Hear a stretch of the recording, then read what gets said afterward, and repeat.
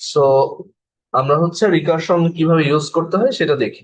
So আমরা আম, প্রথমেই as an example যেটা করব যে আহ, ধরো আমাদের একটা প্রোগ্রাম লিখতে হবে যেখানে দুইটা নাম্বার ইনপুট নিব।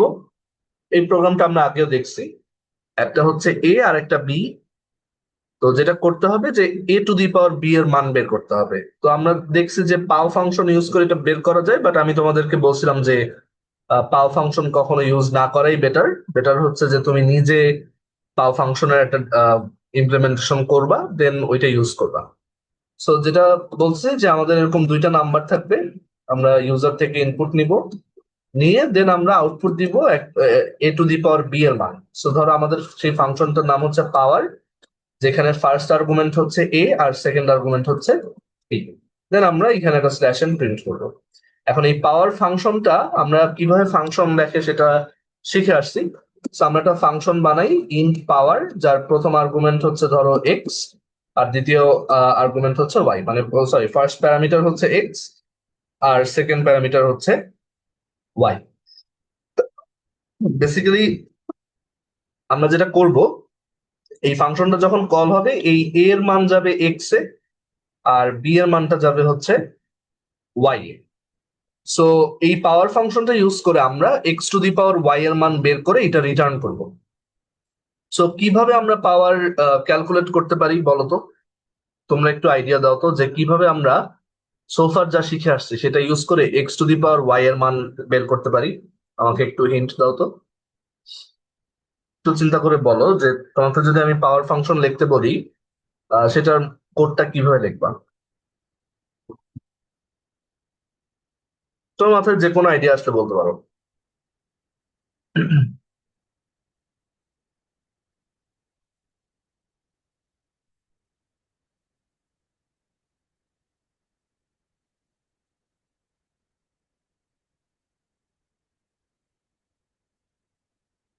গ্রাফিক যে অ্যান্সারটা লিখছো, লুপ, যে আমরা একটা লুপ চালাই, এক্স কে হচ্ছে ওয়াই বার মাল্টিপ্লাই করবো, তাই না? যে আমরা ধরো একটা ভ্যারিয়েবল নিলাম অ্যান্সার, যেটা হচ্ছে ওয়ান, শুরুতে ওয়ান দিয়ে ইনিশিয়ালাইজ করলাম। দেন আমরা একটা লুপ চালাবো ওয়াই বার, এবং আমরা ওয়াই বার হচ্ছে এক্স কে গুণ দিব অ্যান্সারে। তাহলে এক্স ওয়াই বার গুণ হলো, তাহলে এটাই হচ্ছে আমার x to the power y এর মান। সো আমরা দেখি যে এটা ঠিক আছে কিনা। সো আমরা রান করি। সো আমি ধরো এখানে টু আর ফাইভ দিলাম ইনপুট হিসেবে। আহ ইনপুট হিসেবে টু আর ফাইভ দিলাম, এখানে 32 দেখা যাচ্ছে। ঠিক আছে, তার মানে আমাদের পাওয়ার ফাংশন ঠিক আছে। Two to the power five হচ্ছে 32। একটু মাথায় রেখে যে এই পাওয়ার ফাংশনটা কিন্তু যে কোনো পাওয়ারের জন্য কাজ করবে এমন না। এটা কিন্তু শুধু ইন্টিজার পজিটিভ পাওয়ারের জন্য কাজ করবে। আমি যদি এখানে -1 দেই পাওয়ার, অথবা 0.5 দেই, সেটা পাও ফাংশনে কাজ করতো, বাট এইখানে আমরা যেভাবে লিখছি তাতে কিন্তু কাজ হবে না। যেমন আমি যদি এখানে লিখি যে আমার আহ ধরো নাম্বার দুটো হচ্ছে ফোর আর -1, তার মানে হচ্ছে 4 two the power -1, that is 1/4 বা 0.25 হওয়া উচিত। বাট এখানে আমি উত্তর পাচ্ছি ওয়ান, মানে ভুল উত্তর আসছে। কেন ওয়ান আসছে? কারণ এই যে আমরা শুরুতে অ্যান্সারকে সেট করছি ওয়ান, তারপর আমরা ওয়ান থেকে ওয়াই পর্যন্ত লুপ চালাইছি। এখন ওয়াই যেহেতু -1, এই লুপটা আসলে একবারও রান হয় নাই, বিকজ শুরুতেই আই এর মান -1 থেকে বড়। সো এই কন্ডিশনটা কখনোই ট্রু হয় নাই। এইখানে আমরা কখনোই কিছু গুণ দেইনি, আমরা জাস্ট লাস্টে মাইনাস এই ওয়ানটা রিটার্ন করে দিচ্ছি। সো আমরা মাথায় রাখি যে এটা জাস্ট ইন্টিজার পজিটিভ পাওয়ারের জন্য কাজ করে। ঠিক আছে, যে x to the power y, যেখানে ওয়াই হচ্ছে কোন একটা ন্যাচারাল নাম্বার, কোন একটা ন্যাচারাল নাম্বার, সেটার জন্য ন্যাচারাল নাম্বারও না, জিরো দিলেও কাজ করবে।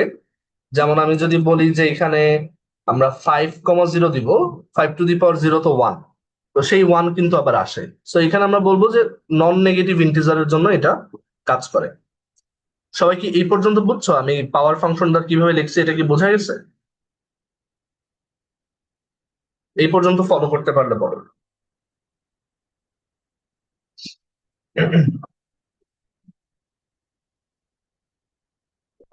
আচ্ছা, সো এখন আমরা যেটা করব, একটু ওয়েট। আমরা হচ্ছে এখন এই সেম প্রবলেমটা ইউজিং রিকারশন সলভ করবো, ঠিক আছে? ওয়েট, হ্যাঁ, right? আমরা এই সেম প্রবলেমটা হচ্ছে ইউজিং রিকারশন সলভ করব, মানে একটা নিউ অ্যাপ্রোচ শিখবো যে কিভাবে রিকারশন ইউজ করে আমরা এই ধরনের প্রবলেম সলভ করতে পারি। রিকারশন কখন আমরা অ্যাপ্লাই করব, মানে ফার্স্ট আমরা বোঝার ট্রাই করি যে রিকারশন মানে কি। রিকারশন মানে হচ্ছে যে রিকারশন এই ওয়ার্ডটা আসতেছে হচ্ছে রিকারিং থেকে বা রিকারেন্স থেকে। সো এটা বলতে বোঝায় যে একটা জিনিস বারবার রিপিট হয়, বা ধরো আমি কোনো একটা প্রবলেম সলভ করতে গেলে দেখা যাচ্ছে যে ওই প্রবলেমটা সলভ করার জন্য ওই রকমই ছোট আর একটা প্রবলেমের সলিউশন আমার আগে থেকে জানা লাগে। আবার ওই ছোট প্রবলেমটা সলভ করতে গেলে ওইটার মতো আরো ছোট প্রবলেমের সলিউশন আমার জানা লাগে। এই জিনিসটাকেই বলা হয় হচ্ছে রিকারেন্স বা রিকারশন। সো এই রিকারশন ইউজ করে কিভাবে আমরা পাওয়ার বের করতে পারি দেখো। যেমন আমার টার্গেট হচ্ছে x to the power y বের করা। এই x to the power y বের করার জন্য আমরা একটা ফাংশন বানাচ্ছি, যে ফাংশনটার নাম দিছি পাওয়ার, আর যেটার মধ্যে এক্স আর ওয়াই পাস করা হয়। আচ্ছা, সো এখন কিভাবে আমরা x to the power y বের করতে পারি? আমরা একটা, মানে আমরা এখানে একটা জিনিস খেয়াল করি যে x to the power y বের করার জন্য আমার কিন্তু মানে এইরকম একটা হিসাব করতে হয়, তাই না? যে x to the power y বের করার জন্য যেটা লাগে যে এক্স এর সাথে আমার গুণ দিতে হয়, মানে এরকম ওয়াইটা এক্স গুণ দিতে হয়, তাই না? X to the power y বের করার জন্য আমার ওয়াইটা এক্স গুণ দিতে হয়, ওয়াইটা এক্স আমার গুণ দিতে হবে। তো আমি এক কাজ করি, আমি একটা এক্স কে আলাদা রাখি, আর বাকি ওয়াই মাইনাস ওয়ানটা এক্স কে একটা গ্রুপ চিন্তা করি। এখন এই ওয়াই মাইনাস ওয়ানটা এক্স কে শর্টে কিভাবে লেখা যায় বলতো? জাস্ট এই কয়টাকে মার্জ করে কি লেখা যায়? X to the power y minus one. আর দেখো, আমি যদি এমন একটা ফাংশন বানাইতে চাই, পাওয়ার ফাংশন যেটা এক্স আর ওয়াই নিবে, নিয়ে আমাকে x to the power y দিবে, তাহলে আমি কি সেই ফাংশনটাই ইউজ করতে পারি না এখানে? যে আমি এই পাওয়ার ফাংশনটা ইউজ করেই প্রথমে এই x to the power y minus one এর মান বের করব, বের হয়ে গেলে তারপর তার সাথে এক্স গুণ দিলেই আমি x to the power y এর মান পাবো। সো এখানে দেখো আমরা কিন্তু একটা রিকারেন্স রিলেশন দেখতেছি। রিকারেন্স রিলেশন মানে কি, যে আমি দেখতে পাচ্ছি এই ফাংশনটার ডেফিনেশন হচ্ছে ওর নিজের উপরেই ডিপেন্ড করে। মানে x to the power y বের করা মানে হচ্ছে এক্স এর সাথে x to the power y minus one গুণ দেওয়া। X to the power y, হ্যাঁ। So calling the same function by itself, মানে if a function calls itself it's called recursive function. মানে আমরা এই ধরনের ফাংশন যে নিজেই নিজেকে কল করে to solve a smaller sub problem, সেই ধরনের ফাংশনকে আমরা বলি রিকার্সিভ ফাংশন। সো এইখানে আমরা তাহলে চিন্তা করি যে এই ফাংশনটার মানে ইমপ্লিমেন্টেশন কিরকম হবে। আমি ফার্স্টে হচ্ছে আমি এখানে একটা সুডো কোড দেখি। সো সুডো কোড মানে হচ্ছে যেটা কোনো স্পেসিফিক ল্যাঙ্গুয়েজের সিনট্যাক্স ফলো করে না, জাস্ট বোঝার জন্য, হিউম্যান লেভেলে বোঝার জন্য আমরা যে কোনো ভাবে লিখতে পারি। সো এই পাওয়ার এক্স কমা ওয়াই এই ফাংশনটা হবে মানে আমরা বেসিক্যালি রিটার্ন করব যে এই এক্স এর সাথে multiply the power of x comma y minus one, মানে x to the power y minus one. এখন এইটা ক্যালকুলেট করার জন্য আবার পাওয়ার ফাংশন কল হবে, সে ভিতরে গিয়ে আবার এক্স এর সাথে তার আগের পাওয়ারটা গুণ দিবে, এভাবে চলতেই থাকবে। সো আমার কিন্তু এটা যদি চলতেই থাকে তাহলে তো আবার ইনফিনিট লুপে পড়ে যাবে। সো আমার এখানে একটা বেস কেস লিখতে হবে। রিকার্সিভ ফাংশনের খুবই ইম্পর্টেন্ট একটা পার্ট হচ্ছে আইডেন্টিফাইং দ্য বেস কেস, মানে এমন একটা কেস যেটার answer we know before hand, মানে যেই অ্যান্সারটার জন্য রিকার্সিভ কলটা করতে হবে না। এই যে আমরা একটা ফাংশনকে নিজের মধ্যেই যখন আবার কল করি, this is called recursive call, ঠিক আছে? Recursive function call. সো আমরা একটা বেস কেস এখানে লিখতে পারি যে আমরা কিন্তু জানি ওয়াই যদি জিরো হয়, অ্যাট এনি পয়েন্ট ওয়াই যদি জিরো হয়, তখন কিন্তু পাওয়ারটা ওয়ান হবে ফর শিওর। সো এখানে আমরা লিখি if y is equal to zero, in that case we don't need to recursively call the function, just return 1. Otherwise return x into power x into x to the power y minus one. এখানে আমি else লিখি নাই কেন, এখানে else লিখলেও হয় না লিখলেও হয়, বিকজ এই শর্তটা যদি ট্রু হয় তাহলে রিটার্ন ওয়ান করবে। অ্যান্ড একটা ফাংশনে যদি কখনো রিটার্ন স্টেটমেন্টটা ফেস করে, মানে কোড যদি কখনো রিটার্ন স্টেটমেন্ট এক্সিকিউট করে, ওর ইমিডিয়েটলি ওইখান থেকে বের হয়ে যায়, পরের লাইনগুলো আর পড়ে না, মানে পরের লাইনগুলো আর এক্সিকিউট করে না। তো এখানে এর জন্য এলসটা দেওয়া লাগে না। যদি এই কন্ডিশন ট্রু হয় এমনিতেই রিটার্ন ওয়ান করে ও বের হয়ে যাবে। আর যদি ট্রু না হয় তাহলে এই লাইনে আসবে এবং এইটা রিটার্ন করবে, ঠিক আছে? সো আমরা তাহলে এই জিনিসটাই এখন এখানে ইমপ্লিমেন্ট করি ইনস্টেড অফ লুপ। আমরা আসলে এটা কাইন্ড অফ প্রুফ করা যায়, মানে এটা কাইন্ড অফ একটা theorem. Any program that can be written using a loop can also be implemented using recursion. সবসময় মানে আমি যেই প্রোগ্রামে লুপ দিয়ে লিখতে পারি সেটাই আমি কোন একটা রিকার্সিভ ফাংশন দিয়ে লিখতে পারবো, অ্যান্ড ভাইস ভার্সা। মানে এটার কন্ট্রা, এটার কনভার্সটা ট্রু, যে আমি যদি কোনো একটা তোমার আহ, জিনিসকে রিকারশন দিয়ে লিখি, তাহলে ওইটাকে লুপ দিয়েও লেখা পসিবল, ঠিক আছে? সো আমরা এই দুই ধরনের অ্যাপ্রোচকে দুইটা নাম দেই, যে আমরা যখন কোনো কিছুকে লুপ দিয়ে সলভ করি, এটার একটা গাল ভরা নাম আছে, যে আমরা যখন কোনো কিছুকে, কি ব্যাপার, আমরা যখন কোনো কিছুকে লুপ দিয়ে সলভ করি, আহ, হুম, আমরা যখন কোনো কিছুকে লুপ দিয়ে সলভ করি ওই অ্যাপ্রোচটাকে বলা হয় ইটারেটিভ অ্যাপ্রোচ।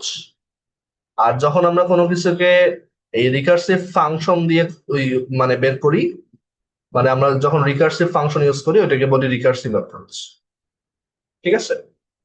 সো যে কোনো লুপ বেসড প্রবলেমকে আমরা রিকার্সিভ দিয়েও সলভ করতে পারবো, and the opposite is also true.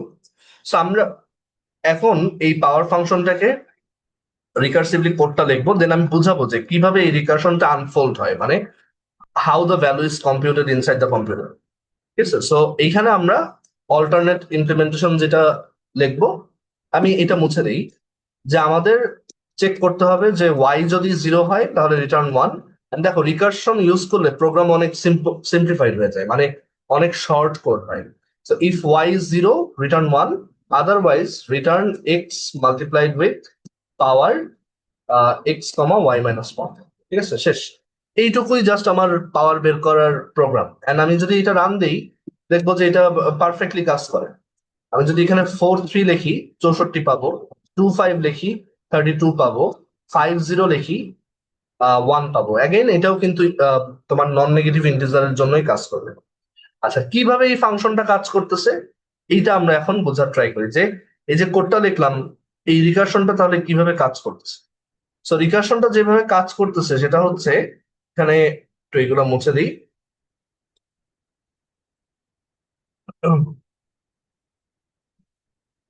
যে এখানে এই যে লাইনটা আমরা লিখছি এখানে, এই ওয়াই জিরো হলে ওয়ান রিটার্ন করতে, এইটাকে বলে বেস কেস। বেস কেস থাকতেই হবে, আদারওয়াইজ তোমার রিকারশন কাজ করবে না। তো এটা হচ্ছে বেস কেস, আর এটা হচ্ছে আমার রিকারিং স্টেপ, ঠিক আছে, বা রিকারসিভ কল। এটা হচ্ছে আমার রিকারসিভ কল। আমরা দেখতে পাচ্ছি এই ফাংশনটা ওর ভ্যালু বের করার জন্য ওকেই আবার কল করছে। তো এই জিনিসটা কিভাবে কাজ করে সেটা আমরা একটু বুঝি। ধরো আমি বের করতে চাই পাওয়ার 2,3, মানে আমি 2 টু দি পাওয়ার 3 বের করতে চাই। আমি কি করলাম, পাওয়ার ফাংশনটা কল করলাম, এই যে এখানে আমরা মেইন থেকে এটা কল করছি। ধরো এ এর মান 2, বি এর মান 3, আমি এখানে পাওয়ার 2,3 কল করছি। সো কি হয়, কল করার সাথে সাথে এই ফাংশনটাতে যায়। সো আমি যদি এখানে দেখাই যে প্রথমে কল হয় পাওয়ার 2,3। এখন পাওয়ার 2,3 কি বলা আছে, যে ও কিভাবে এই 2 টু দি পাওয়ার 3 বের করবে। বলা আছে যে ফার্স্টে দেখো ওয়াই এর মান কি জিরো। আমরা যদি ড্রয়িং এ থাকি যে ফার্স্টে চেক করো পাওয়ারটা কি জিরো, সো দেখলাম যে না, পাওয়ার তো 3। সো তখন কি করতে হবে, রিটার্ন। আমরা ওকে বলতেছি যে তুমি রিটার্ন করবা, মানে ওর মান হবে, মানে সিম্পলি লিখি রিটার্ন মানে এটার মান, যে এটার মান হবে এক্স ইন্টু, মানে 2 into power x comma y minus one, মানে 2,3 মাইনাস ওয়ান। আর এটাকে তাহলে আমরা লিখতে পারি যে 2 ইন্টু পাওয়ার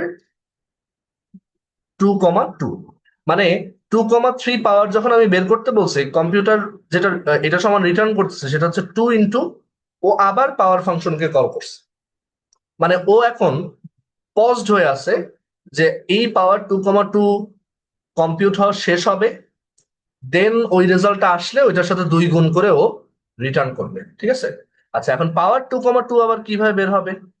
এই পাওয়ার 2,2 সে আসবে এভাবে যে তার জন্য আমরা এই ফাংশনটা আবার কল হয়েছে পাওয়ার 2,2 তে, আমরা চেক করবো আচ্ছা ওয়াই এর মান কি 0?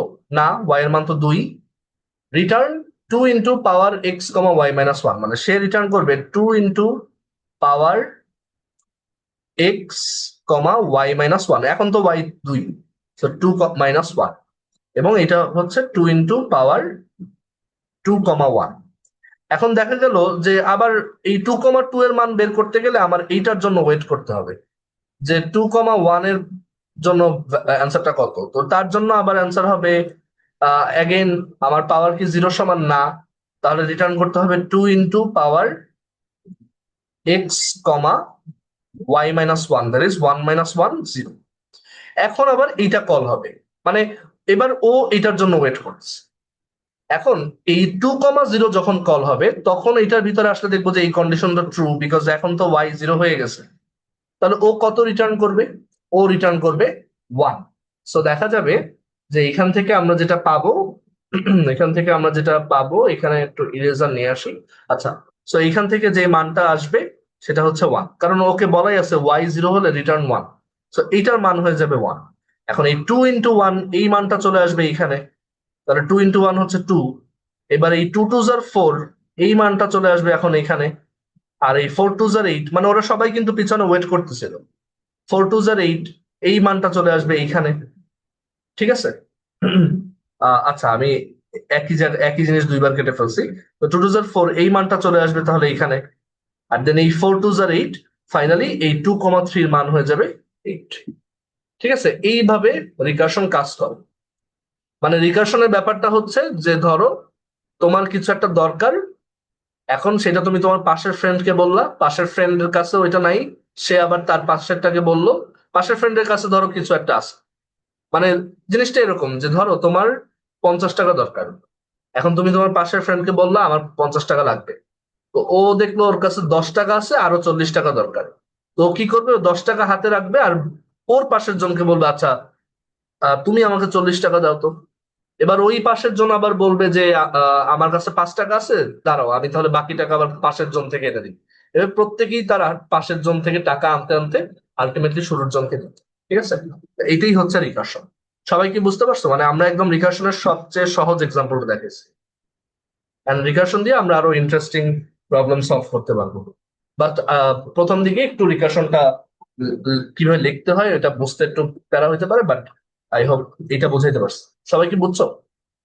যারা একটু পরে জয়েন করছে আমরা একটু রেকর্ডিং দেখবো, বিকজ এই পার্টটা খুব ক্রুশাল। এটা আহ, না বুঝলে পরের জিনিসগুলো বোঝা ঝামেলা হবে। ঠিক আছে, সবাই কি বুঝছি কিভাবে রিকার্শন কাজ করতেছে?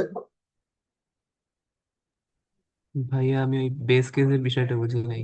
আচ্ছা, বেস কেসটা হচ্ছে রিকার্শনের এমন একটা স্টেপ যেটার রেজাল্ট তুমি নিজে থেকে জানো, মানে যেটার জন্য আবার ওই ফাংশনটা কল করার দরকার নেই।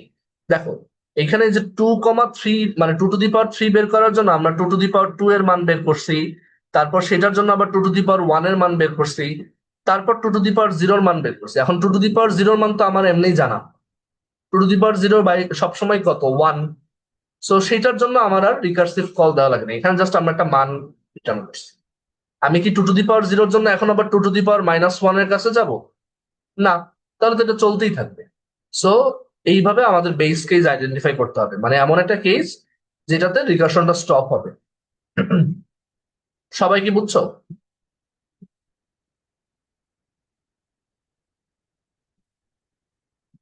কোনো জায়গা না বুঝলে বলো, আমি আবার বুঝাই দিই। এরপর আমরা আরেকটা প্রবলেম ট্রাই করবো সেম ভাবে।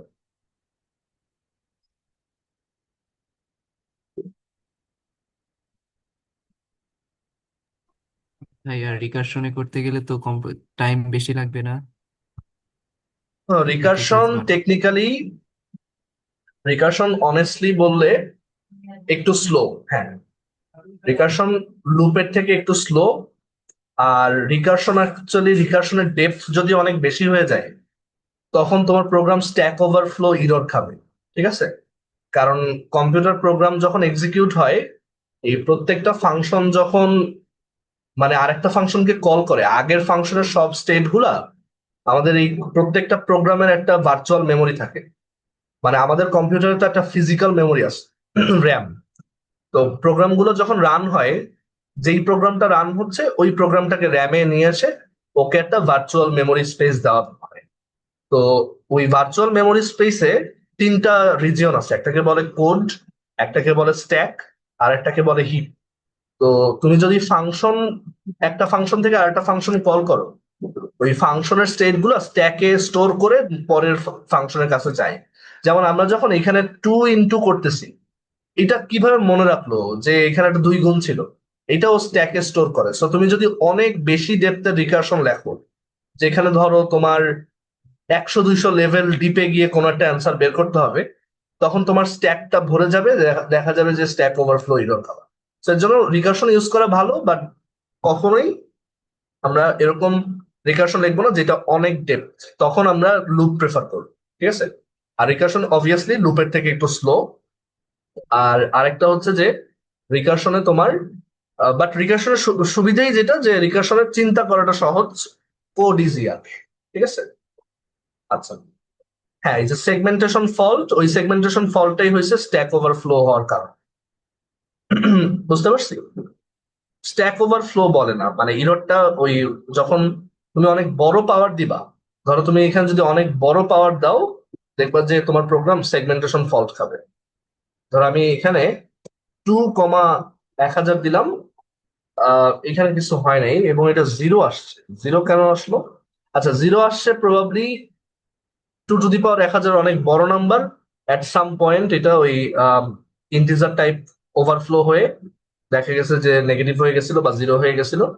এর জন্য উল্টাপাল্টা রেজাল্ট আসছে। তুমি সেগমেন্টেশন ফল্টও খাইতে পারো। ঠিক আছে? সেগমেন্টেশন ফল্টটাই এইটা যে তোমার ধরো স্ট্যাক ওভারফ্লো হয়ে গেল, মানে বেসিক্যালি যখনই তোমার ভার্চুয়াল মেমোরি মেসড আপ হয়ে যাবে, মানে ভার্চুয়াল মেমোরির কিছু বাউন্ডারি আছে, স্ট্যাক, হিপ আর কোড। যখনই তুমি তোমার জন্য অ্যালোকেটেড মেমোরি থেকে বেশি, মানে তোমার যতটুকু রিজার্ভড মেমোরি তার থেকে বেশি জিনিস অ্যাক্সেস করতে যাবা, অপারেটিং সিস্টেম তোমাকে কিল করে দিবে। অ্যান্ড এটাকেই বলা হচ্ছে সেগমেন্টেশন ফল্ট, সেগ ফল্ট। এটা খুব কমন একটা ইভেন্ট। ঠিক আছে? আচ্ছা, সবাই কি বুঝছি এই এক্সাম্পলটা? যদি বুঝতে থাকো তাহলে আমি পরেরটায় যাবো। কারো কোনো ধরনের কনফিউশন থাকলে বলো। ওকে, সো আমরা এখন আরেকটা প্রবলেম দেখি, যেটা রিকার্শন দিয়ে খুব সহজেই সলভ করা যায়। এটা হচ্ছে ফ্যাক্টোরিয়াল বের করা, যে কিভাবে আমরা আচ্ছা, হ্যাঁ, রাফিদ তোমার প্রোগ্রামটা দেখাও। তুমি চ্যাটে কোডটা দিতে পারো, তাহলে চেক করে দিই। আমি একটু ততক্ষণে পরেরটা বলা শুরু করি। ধরো আমরা তো দেখছি যে কিভাবে, আমি একটু এটার বয়লার প্লেটটা লিখি।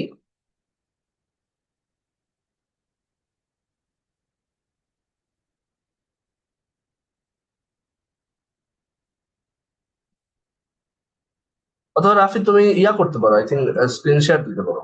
দাঁড়াও, আমি তোমাকে শেয়ার পারমিশন দিই। হ্যাঁ, তুমি স্ক্রিন শেয়ার করে দেখাও, আমি তাহলে বুঝতে পারবো কোথায় ঝামেলা আছে।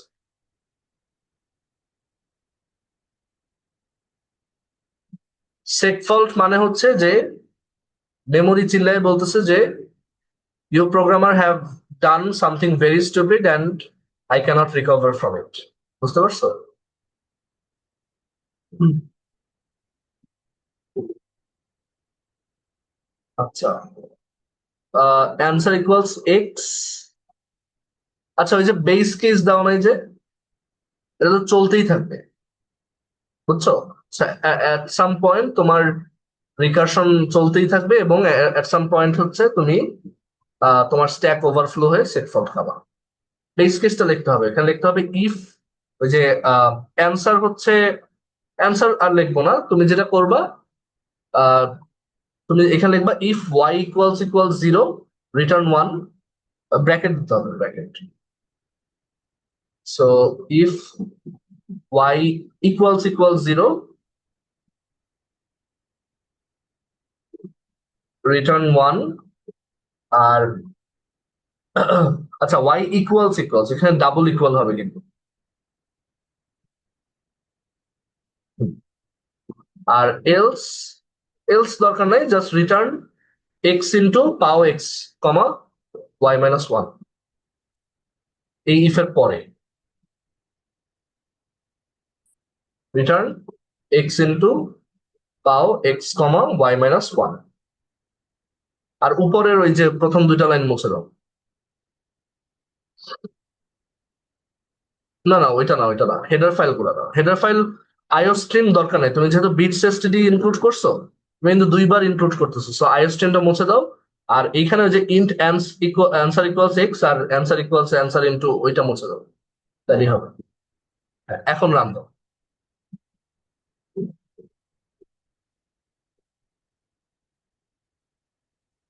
আচ্ছা ঠিক আছে না কাজ করছে না এবার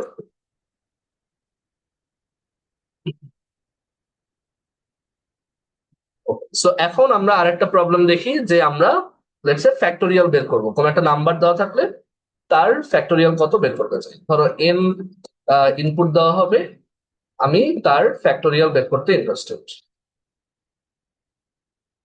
ঠিক আছে ফ্যাক্টোরিয়াল এফ দিয়ে এক্সপ্রেস করলাম এফ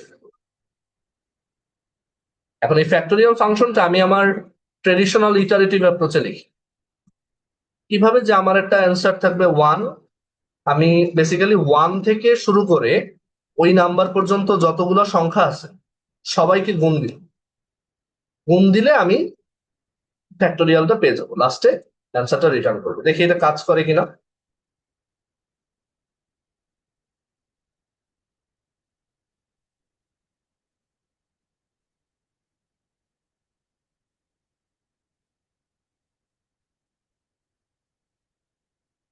সো 5 দিলে দেখো 120 আসছে তারপর 6 দিলে 720 আসছে 4 দিলে 24 আসছে সো আমাদের ফ্যাক্টোরিয়াল এটা ঠিক আছে ফ্যাক্টোরিয়াল ফাংশন কাজ করছে বাট আমি এখন এটা রিকার্সিভলি লিখতে চাই তোমরা একটু চিন্তা করে দেখতে পারবা যে ফ্যাক্টোরিয়াল ফাংশনটাতে রিকারেন্স আছে কিনা এবং সেটা কিভাবে লেখা যায় তোমরা একটু গেস করো তো যে কোন একটা নাম্বারের ফ্যাক্টোরিয়াল বের করা এখানে তুমি একটা রিপিটেটিভ কাজ করতেছো এটাকে মানে সেই মানে একটা রিকার্সিভ স্ট্রাকচারে আনা যায় কিনা চিন্তা করে দেখো এটা এই অ্যাপ্রোচটা তো বুঝছো আই হোপ রাইট মানে নর্মালি লুপ দিয়ে করা এটা তো আই হোপ বুঝতে পারছি তো আমি এখানে একটু দেখাই যে আমরা ধরো এইভাবে লিখলাম যে আমি ধরো ফ্যাক্টোরিয়াল অফ 5 বের করতে চাই ফ্যাক্টোরিয়াল অফ 5 মানে কি?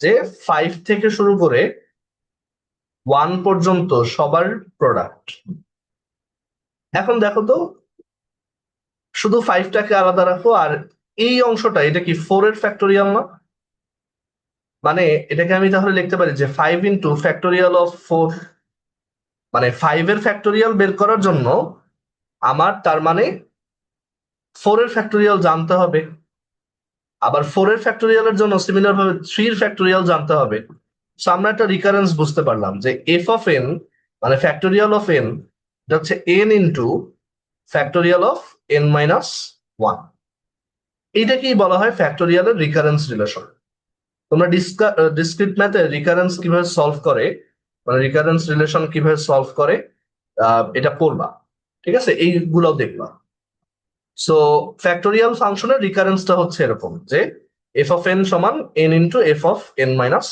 ওয়ান তার মানে আমি যখন ফ্যাক্টোরিয়াল ফাংশনটা লিখবো আমি এক্স্যাক্টলি এইভাবেই লিখবো যে ফ্যাক্টোরিয়াল অফ এন হচ্ছে return N into F of n minus one আচ্ছা কিন্তু বেস কেস দিতে হবে বলতো কার ফ্যাক্টোরিয়াল আমি অলরেডি জানি মানে এমন একটা বেস কেস বলো যেটা ফ্যাক্টোরিয়াল আমার রিকার্সিভ কল দিয়ে বের করার দরকার নেই আমি অলরেডি জানি ওয়ান এর ওয়ান হ্যাঁ ওয়ান বলতে পারো অথবা আর একটু বেটার কি হইতে পারে জিরো তাই না জিরো ফ্যাক্টোরিয়াল কত ওয়ান সো আমি এখানে চেক করব if N is zero if N is zero return one so আমরা যেটা লিখবো যে যদি জিরোর ফ্যাক্টোরিয়াল বের করতে দেয় তাহলে 1 রিটার্ন করব, আদারওয়াইজ এন এর সাথে তার আগেরটার ফ্যাক্টোরিয়াল গুনবো।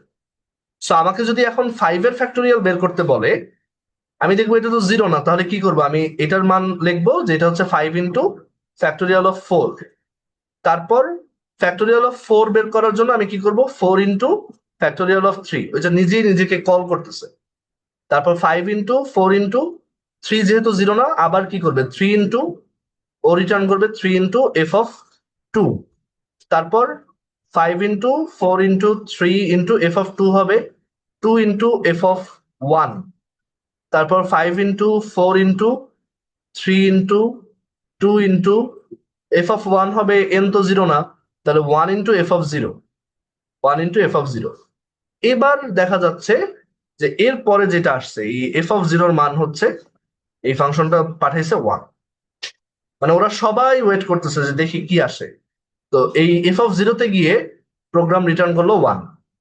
এবার এই 1টা চলে আসবে, এই 1 ইন্টু 1 আসবে এখানে, তারপর এই 1 ইন্টু 2 আসবে এখানে, 2 ইন্টু 3 আসবে এখানে, 6 ইন্টু 4 আসবে এখানে 24, আর দেন 24 ইন্টু 5 এখানে আসবে 120। এইভাবে ও নিজেই নিজেকে ইউজ করে ফ্যাক্টোরিয়াল গুলা বের করতে পারবে। ঠিক আছে, নিজেই নিজেকে ইউজ করবে এবং আস্তে আস্তে আগের প্রবলেম গুলো সলভ করে অ্যান্সার বের করবে। সো এই যে রিকার্সিভ ফাংশন আমরা শিখতেছি, এটার সাথে খুবই ক্লোজলি রিলেটেড আমরা আরেকটা টেকনিক তোমরা ডাটা স্ট্রাকচার অ্যালগোরিদম কোর্সে শিখবা, যেটাকে বলা হয় ডাইনামিক প্রোগ্রামিং। প্রোগ্রামিং এর খুবই ইম্পর্টেন্ট একটা প্যারাডাইম, ডাইনামিক প্রোগ্রামিং। ঠিক আছে, ডাইনামিক প্রোগ্রামিং। সো এই ডাইনামিক প্রোগ্রামিং এও রিকারেন্স সম্পর্কে আইডিয়া থাকা লাগে, এবং এটা দিয়েও অনেক ইম্পর্টেন্ট প্রবলেম সলভ করা যায়। ঠিক আছে, প্রোগ্রামিং এর one of the most important technique হচ্ছে ডাইনামিক প্রোগ্রামিং, বা ডিপি বলে, ইন শর্ট, ডিপি। আচ্ছা, সো তাহলে এই কোডটা আমরা এখানে দেখি, আমরা এই কোডটা এখানে লেখার ট্রাই করি। ঠিক আছে, সো কি করব, প্রথমেই চেক করব বেস কেস, এন যদি 0 হয় return 1, otherwise return n into factorial of n minus. ঠিক আছে, সো এখন এটা যদি রান করি, দেখা যাবে যে আমার অ্যান্সার ঠিক মতোই আসতেছে। ওকে, সো এইটা হচ্ছে আমার recursive version of factorial function. তোমরা কি বুঝতে পারছো?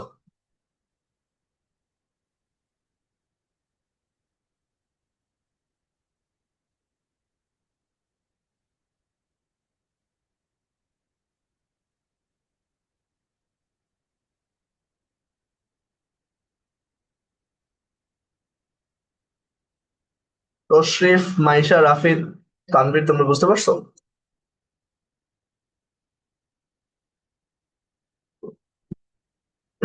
আচ্ছা, সো আমরা তাহলে রিকার্শনের দুইটা ভালো এক্সাম্পল দেখলাম, বিগিনার এক্সাম্পল। আস্তে আস্তে আরো দেখবো। রিকার্শন জিনিসটা এরকম যে এটা তুমি যত প্র্যাকটিস করবা, দেখবা তুমি রিকার্শনে তত এক্সপার্ট হইতেছে, এবং ততই দেখবা যে তোমার রিকার্শন লিখতে কারো হেল্প না লাগছে না, নিজে থেকেই বুঝতে পারছো কিভাবে করতে হবে। আমরা এখন আরো কিছু রুডিমেন্টারি এক্সাম্পল দেখাই। ধরো নর্মাল প্রিন্টিং এর কাজ। ঠিক আছে, ধরো এটাকে এ ডট সিপিপি দেখি। ধরো আমরা একটা স্টেটমেন্ট বলছিলাম শুরুতে, যে যেই প্রোগ্রামিং তুমি লুপ দিয়ে লিখতে পারবা, সেটা কি রিকার্শন দিয়েও লেখা যাবে? ঠিক আছে, সো দেখি সেরকম একটা এক্সাম্পল দেখি। ধরো আমার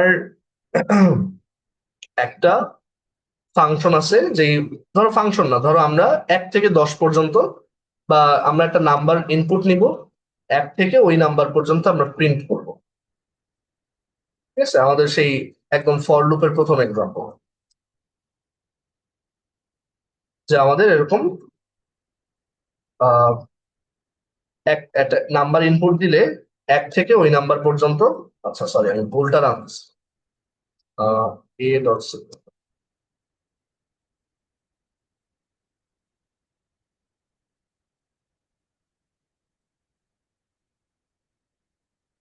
সো একটা নাম্বার ইনপুট দিব, 1 থেকে ওই নাম্বার পর্যন্ত প্রিন্ট করে দেখাবো।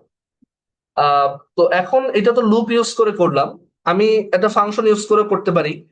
তো ধরো ইন্ট প্রিন্ট আপ টু, আর এটার প্যারামিটার হচ্ছে এন। সো আমরা কি করব, জাস্ট এই কোডটাই ওইখানে কপি করে নিয়ে যাব যে, এবং এটা আসলে ভয়েড টাইপের ফাংশন, বিকজ এটা কিছু রিটার্ন করবে না, এটা জাস্ট প্রিন্ট করবে। সো এখানে জাস্ট আমরা ওই প্রিন্ট আপ টু ফাংশনটা কল করতে পারি। তো ধরো এখানে 11 দিলাম, 1 থেকে 11 পর্যন্ত প্রিন্ট হচ্ছে। তো এই সিম্পল কাজটা আমরা একটা রিকারশন ইউজ করে দেখতে পারি, যেটার কোড আসলে ইজিয়ার। এখানে কোনো রিকারসিভনেস তুমি খেয়াল করতেছো? মানে একটু চিন্তা করে দেখো তো, যে 1 থেকে n পর্যন্ত প্রিন্ট করা, এটাকে কিভাবে রিকারসিভলি চিন্তা করা যায়। মানে রিকারসিভলি চিন্তা করা বলতে আমি কি বুঝাচ্ছি, আমি যখন বিগিনার ছিলাম, আমি জিনিসটা চিন্তা করতাম যে ধরো আমি একটা কাজ বারবার করতেছি, সেটা না করে আমি জাস্ট একটা কাজ করব, আর বাকি কাজটার জন্য আমার মতোই আরেকজন ওয়ার্কার আছে, ও করে দিবে। এখন ও কিভাবে ওর কাজটা করবে সেটা নট মাই বিজনেস। ও হয়তো আবার ওর মতো আরেকজনকে দিয়ে করাবে। ঠিক আছে? সো এইটাই হচ্ছে রিকারশনের আইডিয়া, যে তুমি চিন্তা করবা তোমার কাছে একটা ready to use magic box আছে, যেটা ইউজ করে যে ওই কাজটা করা যায়, তুমি জাস্ট ওইটাকে ইউজ করবে। এখন ও আবার ওইটাকে কিভাবে ইউজ করবে সেটা ওর ব্যাপার। ঠিক আছে? সো রিকারশনের ব্যাপারটা এরকম যে তুমি চিন্তা করবা যে তোমার কাছে অলরেডি, মানে অলরেডি ওই ফাংশনটা কাজ করে, ওইটা দিয়ে তুমি তোমার কাজ করবা। এখন ওই ফাংশন আবার নিজেকে দিয়ে আরেকটা কাজ করাবে, আবার নিজেকে দিয়ে আরেকটা কাজ করাবে, এভাবে চলতেই থাকে। তো এইখানে তোমরা কোনো রিকারশন দেখতে পাও কিনা, চিন্তা করো তো, যে 1 থেকে n পর্যন্ত প্রিন্ট করা, মানে n দেওয়া থাকবে, 1 থেকে n পর্যন্ত প্রিন্ট করতে হবে। আমি এটাকে রিকার্সিভলি কিভাবে করতে পারি?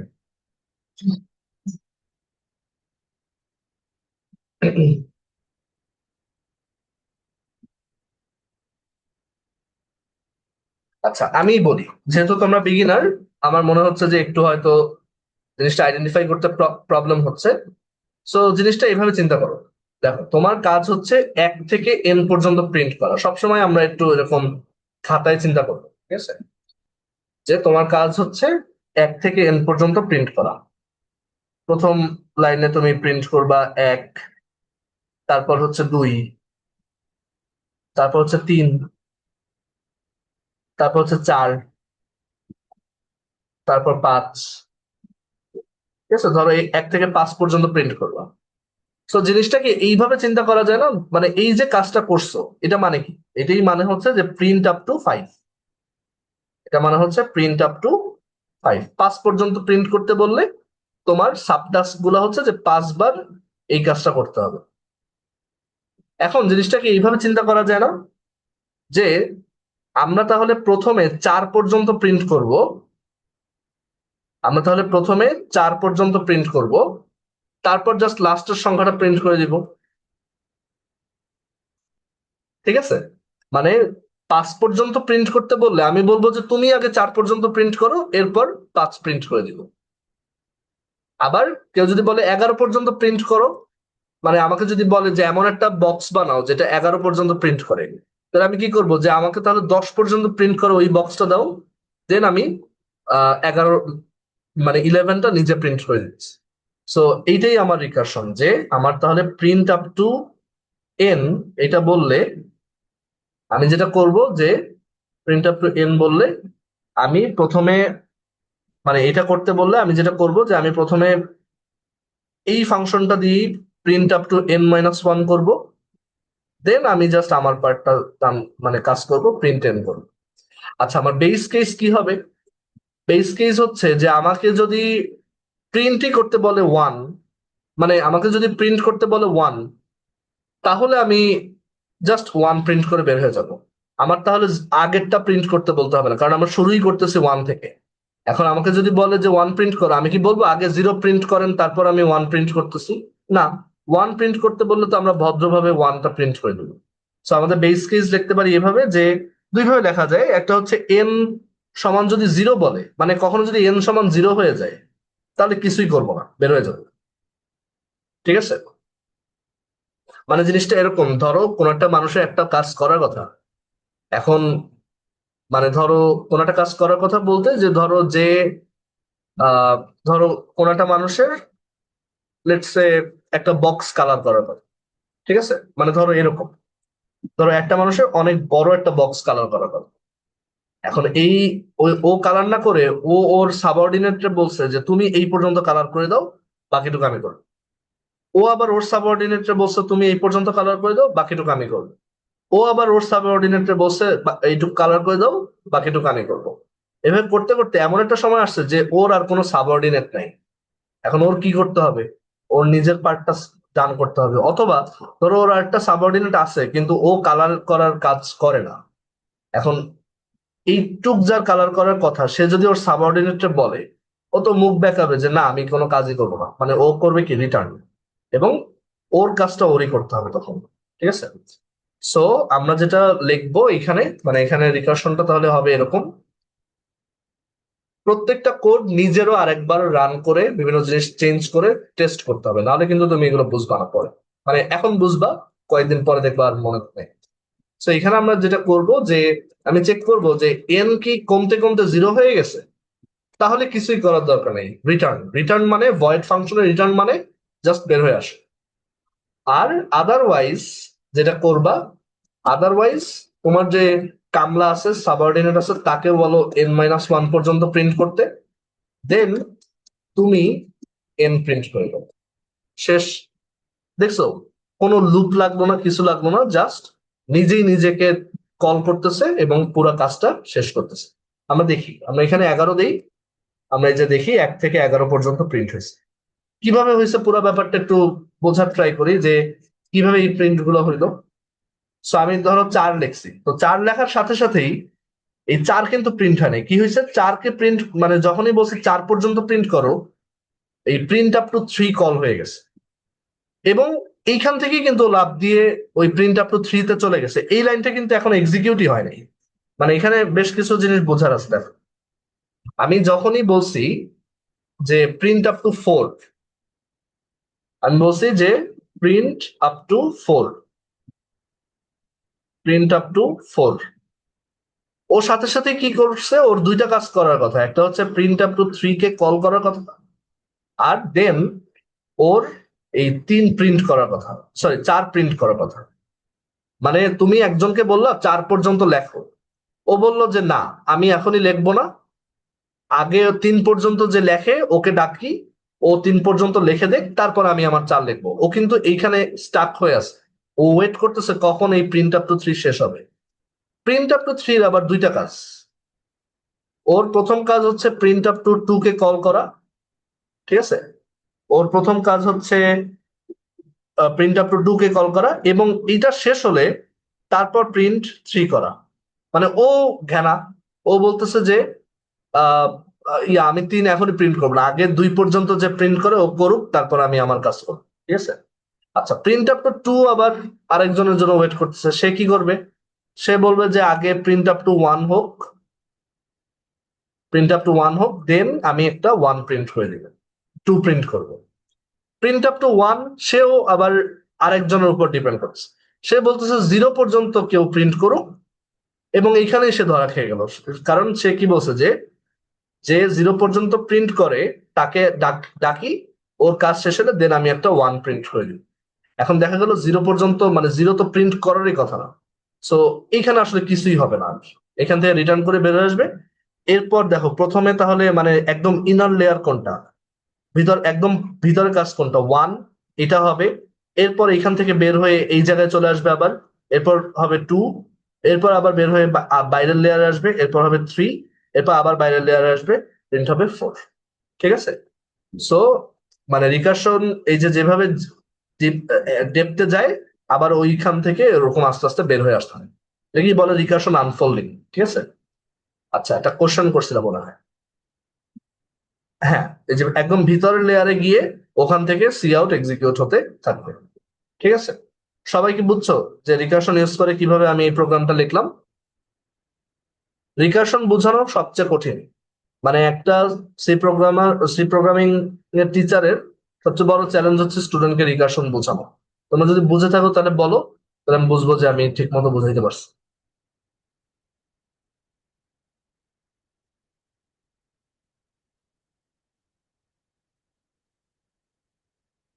আচ্ছা, ঠিক আছে। সো এখন আমি একটা স্মল কুইজ কোশ্চেন তোমাকে জিজ্ঞেস করতে চাই।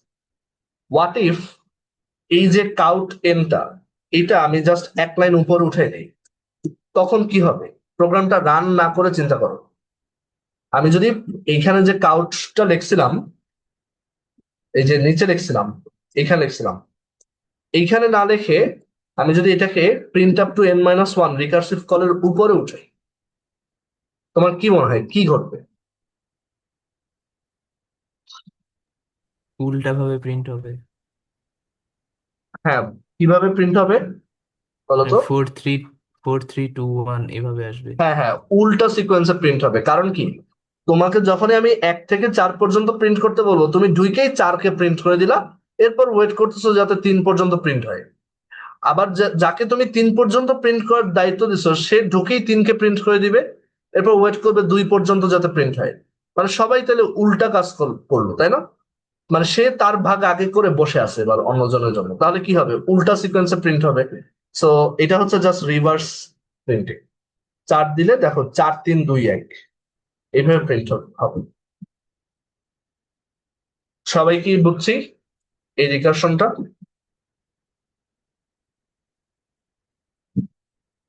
আচ্ছা, এক্ষেত্রে রিটার্ন ফাংশন কি করবে দেখো। সো এই তুমি যখন 1কে প্রিন্ট করবা, ঠিক আছে, 1কে প্রিন্ট করলা, মানে প্রিন্ট আপ টু 1 যখন কল হলো তোমার কল স্ট্যাকে, তখন 1 প্রিন্ট হলো, এরপর 0কে প্রিন্ট করতে ডাক দিলা 0 পর্যন্ত, এন্ড 0তে প্রিন্ট করার তো কিছু নাই, সো এখান থেকে রিটার্ন করে বের হয়ে আসবে, এটাই। এন্ড এইভাবে আস্তে আস্তে আবার আউটার লেয়ারে আসতে পারে। বুঝছি?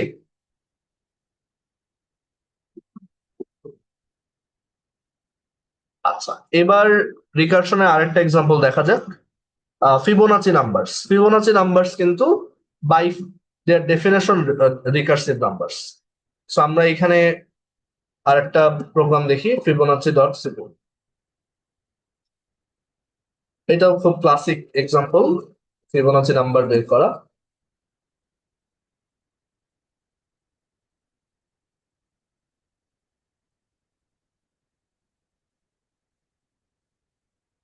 আচ্ছা, আমরা ফিবোনাচি নাম্বার কিভাবে বের করতে পারি সেটা ফার্স্টে একটু দেখি।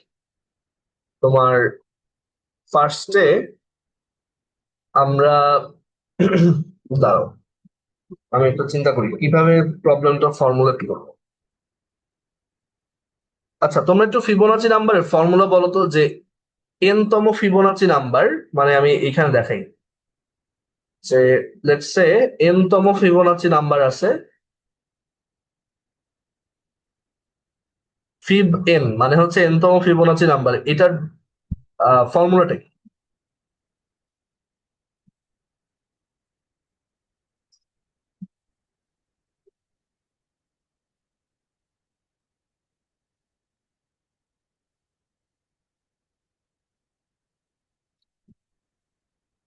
তোমরা কি ফিবোনাচি নাম্বার চেনো না? ক্লাস 8-এ পড়ার কথা তো এটা। হ্যাঁ, এটা কি যে summation of previous two numbers না? হ্যাঁ হ্যাঁ, দর্শক বলো। ফিবোনাচিটা summation of previous two numbers ওইটা না? হ্যাঁ হ্যাঁ, প্রিভিয়াস টু নাম্বারস, বাট ওইটার বেস কেস কি, মানে প্রথম দুইটা নাম্বার কি? 0 1। 0 1, right. So Fibonacci number definition হচ্ছে, Fibonacci number is the sum of the previous two Fibonacci numbers. And দেখো, এইটাই কিন্তু একটা রিকার্সিভ ফাংশন, তাই না? এটা যদি একটা ফাংশন হয়, সে তার আগের দুইটার ভ্যালু ইউজ করতেছে to compute the Fibonacci number. আর এখানে আমাদের বেস কেস হচ্ছে, এই কিছু রিকার্শনে দুইটা বেস কেস থাকে। সো বেস কেস হচ্ছে দুইটা বা মাল্টিপল থাকতে পারে। বেস কেস হচ্ছে, আমাকে যদি বলে যে আহ, আমরা এক কাজ করি, আমরা এখানে একদম প্রথমটাকে 0তম ফিবোনাচি নাম্বার, সো 0তম ফিবোনাচি নাম্বার হচ্ছে, আচ্ছা 0তম না, আমরা এটাকে 1তমই বলি। সো ফিবোনাচি 1 মানে 1 নাম্বার ফিবোনাচি নাম্বার হচ্ছে 0, আর 2 নাম্বারটা হচ্ছে 1। প্রথম দুইটা টার্ম হচ্ছে 0 1। তার মানে এরপর কি হবে? 0 1 1 2 3 5 8 13, তারপর হচ্ছে 21, তারপর 34, এইভাবে জাস্ট বাড়তেই থাকবে। ঠিক আছে, ফিবোনাচি নাম্বার কিন্তু এক্সপোনেনশিয়ালি বাড়ে। সো আমরা এই জিনিসটাই এখন কোডে লিখতে চাই, যে আমার একটা ফাংশন থাকবে ফিব, সেটার মধ্যে n লিখলে we get the nth Fibonacci number, nth Fibonacci number. ঠিক আছে, আমরা এটা বের করতে চাই, যে আমাকে এরকম একটা ফাংশন বানিয়ে দাও যেটার মধ্যে n দিলে we get the nth Fibonacci number. আচ্ছা, সো এখানে আসি, n ইনপুট নিব, তারপর nth ফিবোনাচি নাম্বার প্রিন্ট করব। আমি সেটার জন্য ফার্স্টে একটা নন রিকার্সিভ ইটারেটিভ অ্যাপ্রোচে যাই।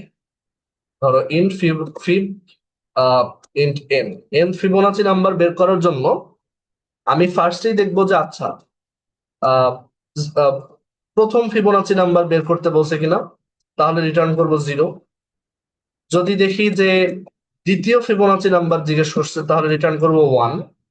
আদারওয়াইজ আমি একটা লুপ চালাই এটা বের করব। ঠিক আছে, লুপ চালাই কিভাবে বের করব? লুপ চালাই যেটা করতে হবে যে আমি আমার প্রিভিয়াস দুইটা ফিবোনাচি নাম্বার মনে রাখবো। সো আমার প্রিভিয়াস মানে একদম প্রথম ফিবোনাচি নাম্বার হচ্ছে 0, আর দ্বিতীয় ফিবোনাচি নাম্বার হচ্ছে 1।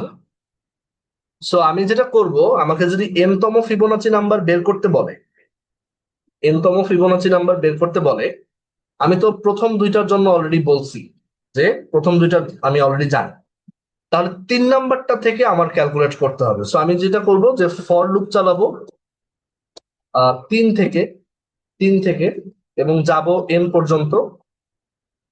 এবং আমি যেটা করব সেটা হচ্ছে যে আমার অ্যান্সার হবে, আমি এখানে আরেকটা ভ্যারিয়েবল রাখবো অ্যান্সার। আমার অ্যান্সার হবে প্রিভিয়াস দুইটা ফিবোনাচি নাম্বারের সাম। ওয়ান্স আই হ্যাভ দ্য সাম, আমার কি করতে হবে? প্রিভিয়াস দুইটা ফিবোনাচি নাম্বারকে আপডেট করতে হবে। কিরকম? যে মানে আমি কি করতেছি দেখো, এই যে প্রথমটা আর দ্বিতীয়টা যোগ করতেছি, যোগ করে আমি একটা অ্যান্সার পাইলাম। তাহলে এখন আগে যেটা দ্বিতীয় নাম্বার ফিবোনাচি নাম্বার ছিল, সেটা হয়ে যাবে এখন প্রথম ফিবোনাচি নাম্বার, আর আমার অ্যান্সার হয়ে যাবে এখন দ্বিতীয় ফিবোনাচি নাম্বার। মানে এখানে একটু দেখাই, যে ধরো আমার কাছে দুইটা নাম্বার আছে, এটা হচ্ছে P1, এটা হচ্ছে P2।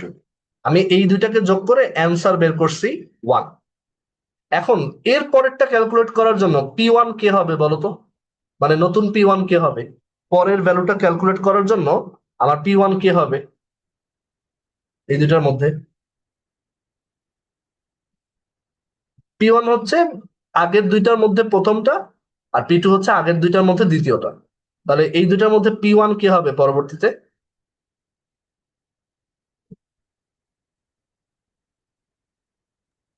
P2। P2, হ্যাঁ। এইটা হবে তাহলে আমার নিউ P1, এটা হবে আমার নিউ P2। এবং এই দুইটাকে যোগ করে আমি আবার আরেকটা অ্যান্সার লিখবো 2।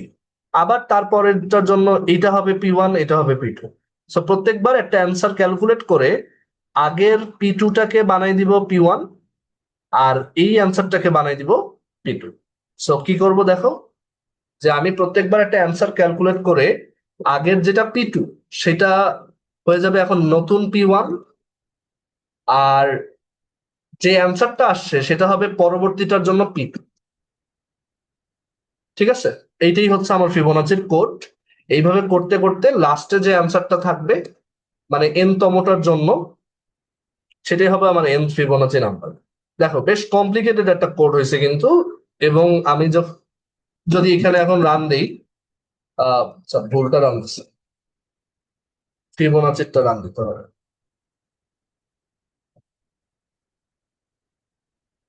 আমি যদি বলি 5 নাম্বার ফিবোনাচি নাম্বার কত, এটা আসছে 3। কেন 5 নাম্বারটা 3? কারণ দেখো হিসাব করি, 0, 1, 1, 2, 3, এই যে 5 নাম্বারটা কিন্তু 3। এই যে এটা 1 নাম্বার, এটা 2, এটা 3, এটা 4, এটা 5। আচ্ছা, এরপর 6 নাম্বারটা কত আসবে? 5। তারপর 7 নাম্বারটা কত আসবে? 8। তারপর 8 নাম্বারটা কত আসবে? 13। সো আমরা দেখি 6, 7, 8 এইগুলা 5, 8, 13 আসে কিনা। সো আমরা এখানে 6 ইনপুট দেই, 5 আসছে, 7 ইনপুট দেই, 8 আসছে, 8 ইনপুট দিই 13 আসছে। সো আমাদের ফিবোনাচি কোডটা ঠিক আছে। সবাই কি এই কোডটা বুঝতে পারছো? ইটারেটিভ ফিবোনাচি বুঝতে পারছো?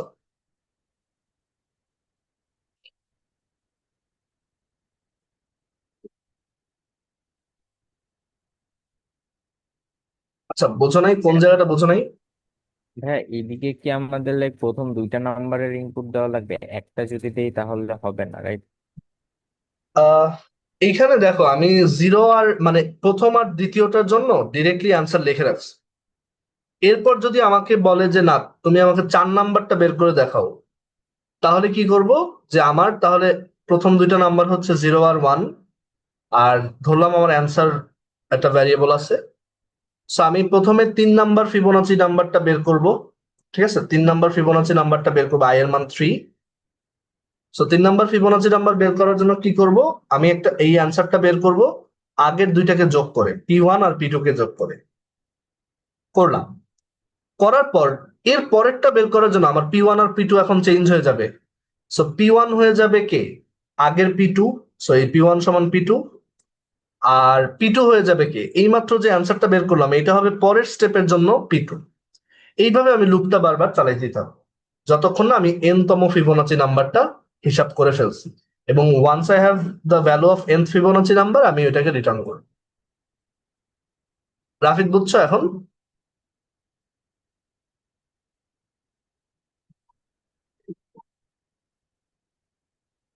বাকিরা সবাই কি বুঝছো?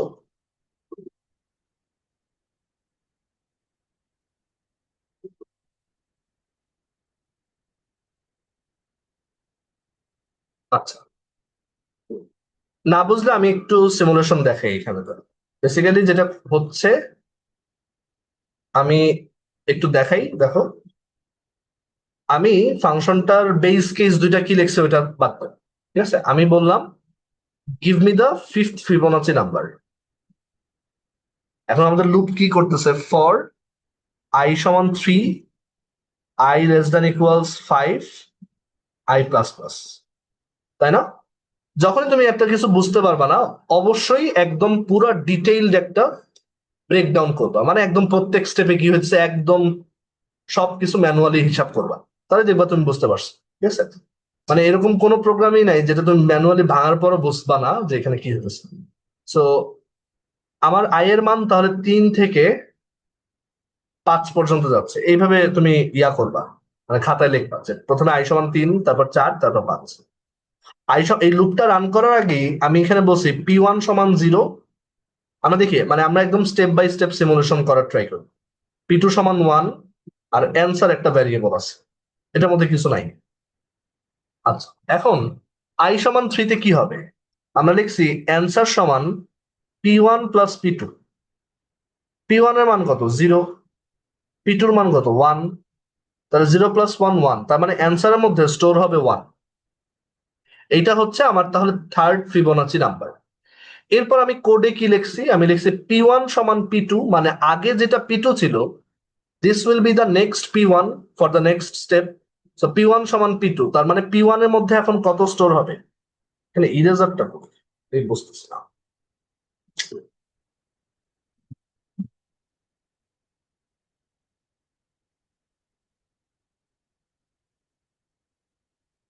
এত চিপার মধ্যে ইরেজার রাখলে হয়? সো P1 এর মান তাহলে এখন কত হবে? P1 এর মান হবে তাইলে এখন এই P2 এর মান 1। আর এরপর আমরা লিখছিলাম P2 এর মান দেখো, আমি কিন্তু P1 এর মধ্যে আগে P2 কে রাখছি, তারপর P2 কে চেঞ্জ করছি। আমি যদি প্রথমেই P2 কে চেঞ্জ করে ফেলি তাহলে তো আমি P2 এর মান হারাই ফেললাম। তো এখানে কিন্তু সিকোয়েন্সটা ইম্পর্টেন্ট। আর P2 সমান কত হবে? আমরা বলছি অ্যান্সার, এইমাত্র যে অ্যান্সারটা বের করছে। তো P2 সমান হবে, এই যে অ্যান্সারে কত আছে 1, তাহলে P2 সমান সমান হবে 1। আচ্ছা, let's go to i is equal two 4, লুপের পরের ইটারেশন। পরের ইটারেশনে কি হচ্ছে? আবার লিখছি, মানে আবার এক্সিকিউট হচ্ছে answer is equal two P1 plus P2। P1 হচ্ছে 1, এখন P2 হচ্ছে 1, 1 প্লাস 1 হচ্ছে 2। তার মানে অ্যান্সার হয়ে গেছে 2। এটাই হচ্ছে আমার 4 নাম্বার ফিবোনাচি নাম্বার। এরপর আমি বলছি P1 এর মধ্যে P2 এর মান রাখো, মানে P1 হয়ে যাবে এখন এই যে 1, তাহলে 1ই থাকবে। আর P2 এর মধ্যে রাখো অ্যান্সার, তাহলে P2 হয়ে যাবে কত? অ্যান্সার এখানে চলে গেলে 2, তাহলে P2 এখন 2। আচ্ছা, পরের স্টেপ, লাস্ট স্টেপ, আমাদের টার্গেটই ছিল ফিফথ ফিবোনাচি নাম্বার বের করা, ঠিক আছে? সো এখানে কি হচ্ছে, অ্যান্সার ইজ ইকুয়াল টু আবার P1 প্লাস P2। তো P1 এর মান হচ্ছে 1, P2 এর মান হচ্ছে 2, so 1 plus 2 which is 3। Answer হয়ে গেল 3। এইটাই আমার 5 নাম্বার ফিবোনাচি নাম্বার।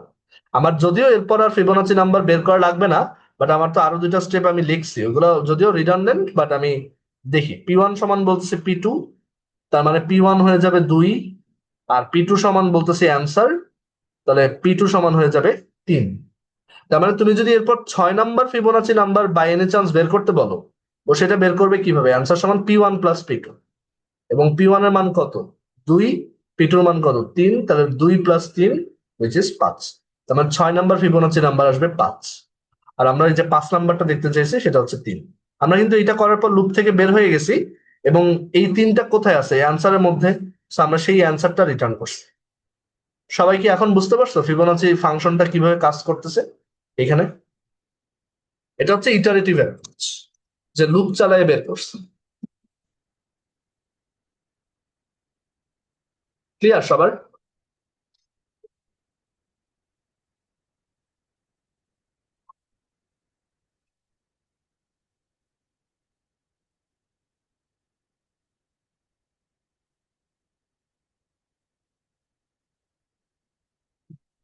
আচ্ছা, লুপের ফার্স্ট টু লাইনস এর পারপাস নাকি ফাংশনের ফার্স্ট টু লাইনের পারপাস বলো তো? তোমরা ফাংশন বুঝেছো? হ্যাঁ, এটা হচ্ছে যে যদি আমাকে 0 মানে 1 নাম্বার, এন মানে কি, মানে এখানে ফাংশনটার ডেফিনেশন আমরা ধরছি এভাবে যে give me the nth Fibonacci number, right? তো আমাকে যদি কেউ বলে 1 নাম্বার ফিবোনাচি নাম্বার দাও, তার জন্য কি লুপ চালাবো? না, ওটা তো 0। আর যদি বলে 2 নাম্বারটা দাও, ওইটাও তো লুপ চালাবো না, এটা কি হবে, 1। এগুলো তো বেস কেস, বুঝছি? না, পারফরমেন্সের জন্য না, মানে আমি তো লুপ দিয়ে এটা বের করতেই পারবো না, রাইট? আমার তো কিছু যোগ টোগ করা লাগছে না,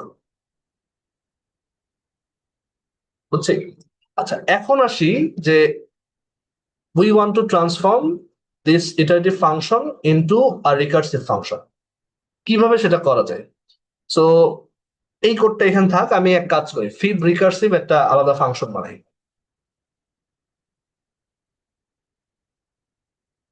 এখন দেখবো যে আমার মানে ব্রেইনের উপর থেকে অনেক লোড কমে যাবে, মানে আমি কোড লিখবো কম। অ্যাগেইন বেস কেস দেখতে হবে, যে তুমি যদি আমাকে 1 নাম্বার ফিবোনাচি নাম্বার কত জিজ্ঞেস করো, আমি বলবো 0। আর যদি জিজ্ঞেস করো 2 নাম্বারটা কত, বলবো 1। এছাড়া যেটাই জিজ্ঞেস করবা আমি কি উত্তর দিব বলতো? এছাড়া যেই ফিবোনাচি নাম্বারটাই জিজ্ঞেস করা হবে আমি কি উত্তর দিব? আমি লুপ চালাইতে চাই না, কি করব?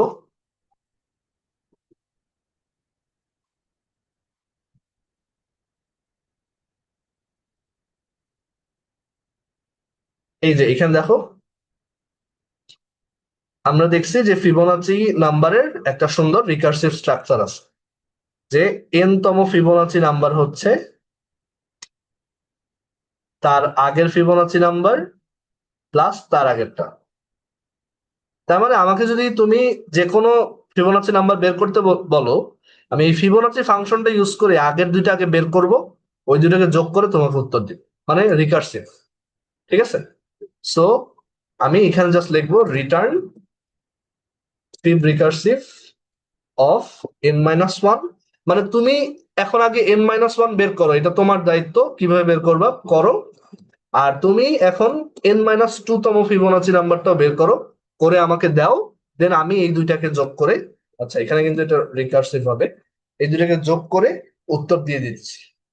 দেখছো, মাত্র 3 লাইনের কোড, যেখানে আমার লুপ দিয়ে করতে গেলে অনেক কিছু করা লাগছে, বাট এখানে আমি কি করছি, জাস্ট আমি এখানে একটা রিকার্সিভ ফাংশন লিখে দিচ্ছি। মানে ও ভিতরে কিভাবে কাজ করছে সেটা এখন বলবো, মানে একটু দেখবো, বাট কোডটা দেখো কত সিম্পল। সো এখন এখানে যদি আমি 5 লিখি 3 আসে। আচ্ছা, আমি তো ফিব রিকার্সিভ কল দিব, আমি ওই ফিব শুধু ফিব ফাংশনটা ইউজ করলাম না, ফিব রিকার্সিভ কল দিলাম, ঠিক আছে? 5 দিলে আসে 3, 6 দিলে আসে 5, 7 দিলে আসে 8, 8 দিলে আসে 13। বাট অবশ্যই বুঝতে পারতেছি Fibonacci recursive is much slower than iterative Fibonacci. মানে এটাতে কোনো রিকার্সিভ কল নাই, বাট এটাতে প্রত্যেকটা 2টা করে রিকার্সিভ কল আছে। এটা কিন্তু বিশাল বড় একটা ট্রি জেনারেট করবে। ঠিক আছে, ট্রি বলতে কি বোঝাচ্ছি দেখাচ্ছি। আচ্ছা, সো আমি একটু দেখাই যে কিভাবে কম্পিউটার এই পুরো কাজটা করে। ধর আমি যখন বলছি যে 5 নাম্বার ফিবোনাচি নাম্বার বা 6 নাম্বার ফিবোনাচি নাম্বার কত, ও কিভাবে এই 5 বের করলো আমি দেখাই রিকার্সিভ ফাংশনের সাহায্যে কিভাবে করছে দেখাই। সো এটাকে একটু এই জায়গায় নিয়ে আসি। সো তুমি বলছো আমাকে ফিবোনাচি মানে ফিবোনাচি 5th ফিবোনাচি নাম্বারটা বের করে দাও বা 6th ফিবোনাচি নাম্বারটা বের করে দাও। ও এইটা বের করার জন্য কোন 2টা ফাংশনকে কল দিছে বলো তো? একটু চ্যাটে লেখো, আমি বুঝতে চাই যে তোমরা বুঝতেছো কিনা।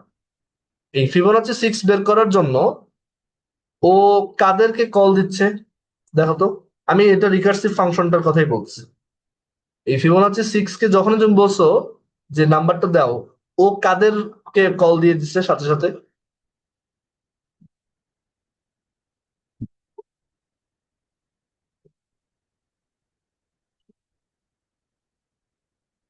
ও 4 আর 5 কে কল দিচ্ছে, তাই না? ও বলছে যে আমার ফিবোনাচি নাম্বার 4 লাগবে, কেমনে বের করবা জানি না, আর ফিবোনাচি নাম্বার 5 লাগবে। ঠিক আছে, এখন ফিবোনাচি 4 আবার কাদেরকে কল দিছে? ও কল দিছে যে আমার ফিবোনাচি নাম্বার 2 লাগবে, ফিবোনাচি নাম্বার 3 লাগবে, এই 2টা আসলেই আমি মানটা যোগ করে দিয়ে দিব। আবার ফিবোনাচি 5 কি করছে? সে বলছে আমার ফিবোনাচি নাম্বার 3 লাগবে এবং ফিবোনাচি নাম্বার 4 লাগবে, আমি এই 2টাকে কল দিই, ওরা উত্তর দিক, তারপর আমি ওইটাকে যোগ করে উপরে পাঠিয়ে দিব। ফিবোনাচি নাম্বার 2 কি করছে? ও বলছে যে আচ্ছা আমি তাহলে ফিবোনাচি অফ আচ্ছা ফিবোনাচি 2 এর মান কিন্তু আমরা জানি, তাই না? এটা আমাদের বেস কেস। ফিবোনাচি 2 এর মান রিকার্সিভ কল লাগে না, আমরা দেখছি যে ফিবোনাচি 2 হচ্ছে 1। সো ও আর কাউকে কল দেয় নাই, ওর কাছেই আনসারটা আছে। ফিবোনাচি 3 কি করছে? যে ও বলছে আচ্ছা আমাকে তাহলে 1 নাম্বার ফিবোনাচি নাম্বারটা দাও আর 2 নাম্বারটা দাও, এই 2টা দিলে আমি তারপর যোগ করে উপরে পাঠাই দিই। ফিবোনাচি 3 এইখানে আবার কল হয়েছে, এই যে এই এই রাস্তাটায় আবার কল হয়েছে। ফিবোনাচি 1 আর ফিবোনাচি 2 লাগবে, এবং এইগুলো আর ফার্দার কল করবে না, কারণ ফিবোনাচি 1 এর মান তোমার বেস কেস, তুমি বলছো যে ওটা হচ্ছে 0। তো ও আর ওর সাবঅর্ডিনেটদেরকে জিজ্ঞেস করবে না। ফিবোনাচি 4 কি করছে? ফিবোনাচি 4 বলছে আমাকে ফিবোনাচি 2 দাও আর ফিবোনাচি 3 দাও, মানে 3 নাম্বারটা দাও আর 2 নাম্বারটা দাও, এই দুইটার যোগফল হচ্ছে আমি। এখন 2 এর আনসার তো অলরেডি জানা, বেস কেস। আর ফিবোনাচি 3 আবার কিভাবে বের হয়েছে? ফিবোনাচি 1 আর ফিবোনাচি 2। এইটাকে বলতেছি আমরা রিকারশন ট্রি। অনেক সময় তোমাকে পরীক্ষায় এরকম রিকারশন ট্রি আঁকতে দেবে, যে দেখো এখানে রিকারশনটা কিভাবে কাজ করে। সো বেসিক্যালি কি হয়েছে, এই ফিবোনাচি 1 রিটার্ন করছে, আমি একটু ডিফারেন্ট কালারে আঁকি। ফিবোনাচি 1 যেটা করছে যে ও রিটার্ন করছে 0, ফিবোনাচি 2 রিটার্ন করছে 1, এই দুইটা যোগ হয়ে এখানে আসছে 1। ফিবোনাচি 2 রিটার্ন করছে 1, 1 প্লাস 1 যোগ হয়ে এখানে আসছে 2। আবার এই রাস্তায় যদি আসি, ফিবোনাচি 1 রিটার্ন করছে 0, ফিবোনাচি 2 রিটার্ন করছে 1, তাহলে 0 প্লাস 1 যোগ হয়ে 1। ফিবোনাচি 2 এর মান এমনিতেই 1, 1 1 প্লাস 1 যোগ হয়ে এখানে আসছে 2। ফিবোনাচি 1 রিটার্ন করছে 0, ফিবোনাচি 2 রিটার্ন করছে 1, 0 প্লাস 1 হয়ে ফিবোনাচি 3 এর মান আসছে 1। এই 1 আর 2 যোগ হয়ে ফিবোনাচি 5 এর মান আসছে 3, আর এই 3 প্লাস 2 যোগ হয়ে ফাইনালি ফিবোনাচি 6 এর মান আসছে 5। দেখছো, ও কিন্তু ভিতরে পুরো একটা জঙ্গল খুঁজে তোমার উত্তরটা বের করে আনছে। এটা কি আমরা বলছি একটা ট্রি? তো এই কম্পিউটার সায়েন্সে এই ধরনের স্ট্রাকচারকে আমরা বলি ট্রি। তোমরা সামনে ডিসক্রিট ম্যাথে পড়বা বাইনারি ট্রি, এন আর ই ট্রি, ঠিক আছে, এরকম বিভিন্ন ধরনের ট্রি পড়বা। আচ্ছা, সবাই কি এই ট্রি এক্সপ্যানশনটা বুঝছো?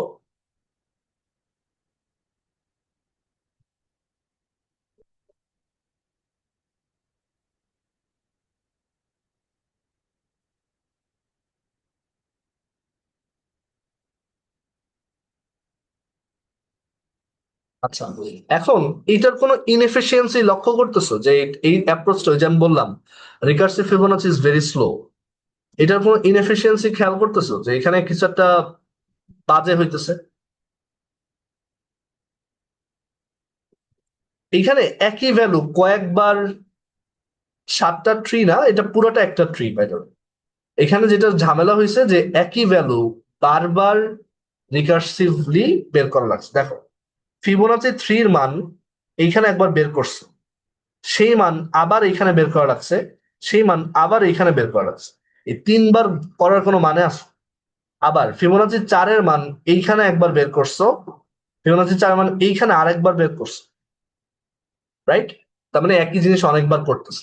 তো এর জন্য রিকার্সিভটা একটু slow, but it works correct. But আমি যদি অনেক বড় সংখ্যা দিই, দেখবো যে রিকারশন এক্সপোনেনশিয়ালি বাড়তে বাড়তে ইদার সেক ফল্ট খাইছি, মানে স্ট্যাক ওভারফ্লো এরর হয়েছে, অথবা প্রোগ্রামটা অনেক সময় নিচ্ছে। তো ওই যে আমি একটা টেকনিক বললাম যে আমাদের কম্পিউটার সায়েন্সে একটা খুব ওয়েল নোন প্রোগ্রামিং প্যারাডাইম বা টেকনিক হচ্ছে ডাইনামিক প্রোগ্রামিং বা ডিপি। এটা অ্যালগোরিদমস কোর্সে শিখবা। সহজ আইডিয়া যে ডাইনামিক প্রোগ্রামিং যেটা করে, যে রিকারশনে যেই ভ্যালুগুলো বারবার ক্যালকুলেট হয় ওইটাকে প্রিভেন্ট করে। কিভাবে? ধরো আমি যখন এদিকে আসছি, এদিকে এসে এই যখন ফিবোনাচি 3 বের করছি, আমি এই ভ্যালুটা কোথাও স্টোর করে রাখবো, একটা অ্যারেতে স্টোর করে রাখবো। এই ভ্যালুটা আমি কি করলাম, একটা অ্যারেতে স্টোর করে রাখলাম। তাহলে পরবর্তীতে যখন এইখানে ফিবোনাচি 3-এর মান দরকার হয়েছে, এই জায়গায় আমি ওই অ্যারেতে চেক করবো, আচ্ছা মানটা কি অলরেডি বাইর করা আছে। যদি বাইর করা থাকে ডিরেক্ট ওইটা ইউজ করি। কারণ আমার যদি মানটা অলরেডি বের করা থাকে, আমার তো আবার রিকারশন দরকার নেই, আমি তো মানটা জানি। আমি যখন এই রাস্তায় আসলাম, আমি ফিবোনাচি 3 ক্যালকুলেট করলাম 1 করে, ওই মানটা আমি কোথাও স্টোর করে রাখলাম। পরবর্তীতে যখন আমার লাগবে আমি আর রিকারশনে যাব না, ওই স্টোরড মানটা দেখাই দিলাম। আবার দেখো, এখানে আমি ফিবোনাচি 4-এর মান ক্যালকুলেট করছি। তো ফিবোনাচি 4-এর মান তো এখানে একবার ক্যালকুলেট করছি, এটাকেও আমি ওই একটা অ্যারেতে স্টোর করে রাখি। তাহলে পরবর্তীতে যখন এইখানে আমার ফিবোনাচি 4 লাগছে, এই পুরো ট্রিটা আর এক্সপ্যান্ড করা লাগবে না, আমি ডিরেক্ট ওই মানটা এখানে ইউজ করলাম। এখানে যে ফিবোনাচি 4 ক্যালকুলেট করছিলাম ইউজ করলাম। দেখছো ট্রিটা কত ছোট হয়ে গেছে? এখন কিন্তু তোমার প্রোগ্রাম অনেক ফাস্ট হবে। এই টেকনিকটাকেই বলে ডাইনামিক প্রোগ্রামিং। ঠিক আছে? যে আমি যদি আমার রিকারশনের কিছু ভ্যালু মেমোরিতে রাখতে পারি, যেটাকে বলা হয় মেমোরাইজেশন। মেমোরাইজেশন না, এটাকে বলে মেমোরাইজেশন। সো আমি যদি আমার রিকারশনের সাম পার্টিকুলার ভ্যালুজ আমরা যদি মেমোরাইজেশন করি, দ্যাট ইজ একটা অ্যারেতে স্টোর করে রাখি, এন্ড যখন লাগে সেটাকে ইউজ করি, তাহলেই ওইটাকে বলে ডাইনামিক প্রোগ্রাম। ঠিক আছে? সো দেখো, তখন কিন্তু আমার এটা অনেক ফাস্টার হবে। আচ্ছা, তো এটা আমাদের সি প্রোগ্রামিং এর মানে এই ক্লাসের আলোচ্য বিষয় না, এটা তোমরা অ্যালগরিদমস কোর্সে পড়বা। তো যাই হোক, আমরা বুঝলাম যে কিভাবে এই রিকারশনটা আনফোল্ড হয়, এন্ড সে কিন্তু অনেক কাজ করে, রাইট? এখানে দুইটা দুইটা কল দিছো, প্রত্যেকে দুইটাকে কল দেয়, সো এটা কিন্তু এক্সপোনেনশিয়ালি ট্রিটা বড় হতে পারে। বুঝছি? সবার ক্লিয়ার রিকার্সিভ ফিবোনাচি?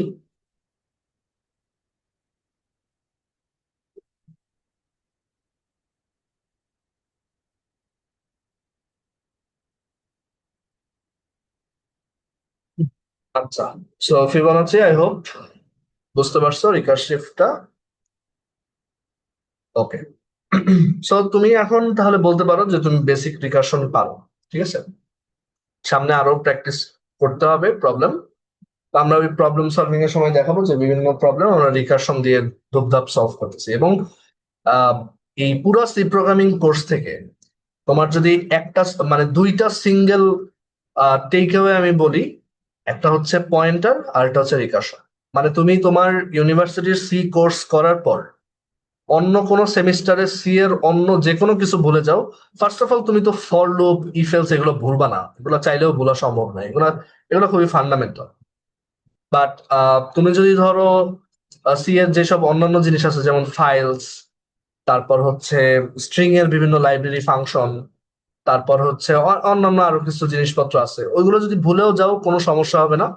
বাট তোমার অন্যান্য যে কোনো কোর্সে তুমি যখন ডাটা স্ট্রাকচার অ্যালগরিদম কোর্স করবা, ওইখানে কিন্তু অনেক কোড লিখতে হবে তোমার। ওই স্ট্যাক, কিউ, এরকম ডাটা স্ট্রাকচার নিজের বানাইতে হবে। তারপর সেগুলো কোড লিখতে হবে। তারপর তুমি বিভিন্ন ধরনের অ্যালগরিদম ইমপ্লিমেন্ট করবা, যেমন বেলম্যান ফোর্ড, ফ্লয়েড ওয়ারশাল, তারপর হচ্ছে breadth first search, depth first search, Dijkstra, এরকম বিভিন্ন অ্যালগরিদম আছে। তারপর নুট মরিসন প্র্যাট, তারপর হচ্ছে এরকম বিভিন্ন অ্যালগরিদম আছে বিভিন্ন পারপাজের। তো এই অ্যালগরিদম গুলো যখন ইমপ্লিমেন্ট করতে যাবা, দেখবা জায়গায় জায়গায় তোমার রিকার্শন লাগতেছে, পয়েন্টার ইউজ করা লাগতেছে। সো পুরা কোর্স থেকে তুমি যদি দুইটা জিনিসও মনে রাখতে হয়, বা দুইটা জিনিসও তোমার লাইফ লং স্কিল হিসেবে রাখতে হয়, এই দুইটা হচ্ছে পয়েন্টার আর রিকার্শন। ঠিক আছে? মানে যে সি প্রোগ্রামিং এ রিকার্শন আর পয়েন্টার পারে, সে সবই পারে। মানে তার জন্য কোনো কিছুই আর তখন কঠিন না। বুঝতে পারছি? আচ্ছা, তোমাদের কোনো কোশ্চেন আছে আর?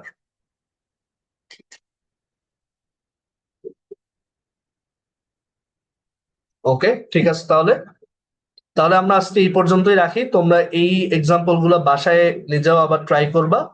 আমি রেকর্ডিং দিয়ে দিব, তোমরা ট্রাই করবা যে এই সেম জিনিসগুলা নিজেরা আবার কোড করার। ঠিক আছে? আচ্ছা, ঠিক আছে, তাহলে আল্লাহ হাফিজ।